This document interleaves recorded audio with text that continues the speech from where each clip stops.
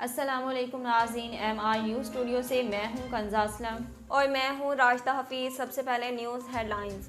Canada نے اپنے شہریوں کو کراچی سمیت پاکستان کے بعض مقامات کا سفر نہ کرنے کی ہدایت کر دی۔ کینیڈا کی جانب سے اپنے شہریوں کو جاری کی گئی ٹریول ایڈوائزری میں کہا گیا ہے کہ کینیڈین شہری غیر متوقع سیکیورٹی صورتحال کے پیش نظر پاکستان میں احتیاط کریں۔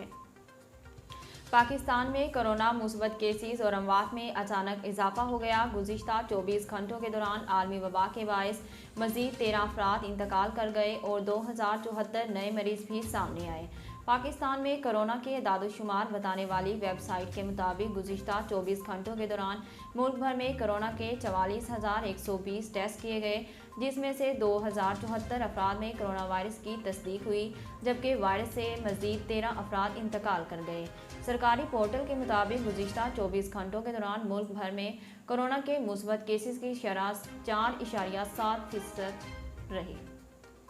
ملک میں آخری مرتبہ 4.70% سے زائد کرونا کیسز 19 ستمبر 2021 کو ریکارڈ کیے گئے تھے۔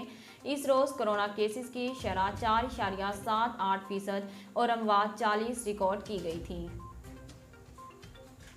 ترکمانستان کے صدر نے گیٹ وے ٹو ہیل کو بند کرنے کا حکم دے دیا۔ رپورٹس کے مطابق ترکمانستان کے دارالحکومت اشخاباد سے 260 کلومیٹر دور صحرائے قراقم میں واقع اس گڑھے میں گزشتہ 50 سالوں سے آگ جل رہی ہے، اسے صدر نے بجھانے کا حکم دے دیا۔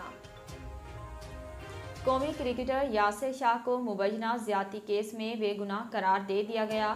پولیس کا کہنا ہے کہ یاسر شاہ کا مبینہ زیادتی کیس سے کوئی تعلق نہیں، جس کے بعد اسلام آباد کے تھانہ شالیمار نے کرکٹر کا نام FIR سے خارج کر دیا۔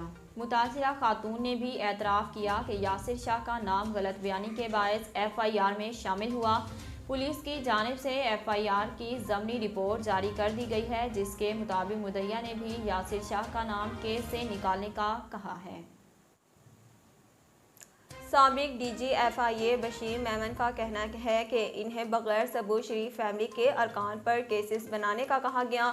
لاہور کی سیشن عدالت کے باہر میڈیا سے گفتگو کرتے ہوئے بشیر میمن نے کہا کہ یہ کیس میرے سامنے آیا تھا، مجھے بھی کہا گیا تھا کہ شہباز شریف کی فائل دیکھ کر بتا دیا تھا کہ منی لانڈرنگ کیس نہیں بنتا۔